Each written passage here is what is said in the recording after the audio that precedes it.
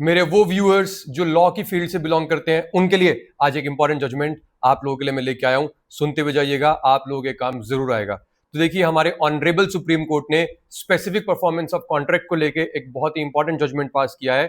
हमारे honourable supreme court ने कहा है कि भैया, एक केस में where there is a vendor and a vendee और उनके बीच में एक प्रॉपर्टी को लेके there was an agreement to cell.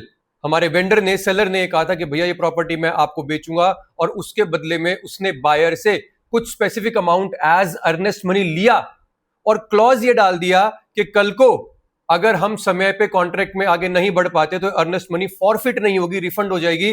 तो merely because a clause was inserted for the refund of earnest money, ये अपने आप में इस कॉन्ट्रैक्ट के स्पेसिफिक परफॉर्मेंस को बार नहीं करता। हाँ जी, आपने बिल्कुल ठीक सुना। इस केस में यही हुआ था। एक तरफ था सेलर, दूसरी तरफ था बायर। एक इमूवेबल प्रॉपर्टी को लेकर उनके बीच में एक कॉन्ट्रैक्ट हुआ था जहां पे सेलर ने बायर से कुछ amount as earnest money, token money ले लिया था, जिसको हम हिंदी में बयाना ही बोल देते हैं।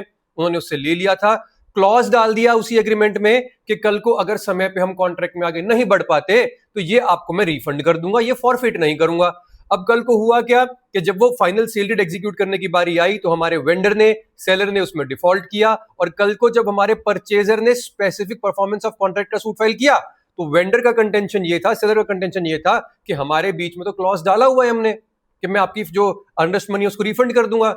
दिस शोज कि हमारी इंटेंट कभी भी इसको स्पेसिफिकली इन्फोर्स करने की थी ही नहीं। But the honourable supreme court said नहीं भैया, मियरली बिकॉज एक क्लॉज आपने डाला कि फॉरफिट नहीं होगी अर्नेस्ट मनी और वो रिफंड हो जाएगी, ये अपने आप में उसके स्पेसिफिक परफॉर्मेंस को बार नहीं करता।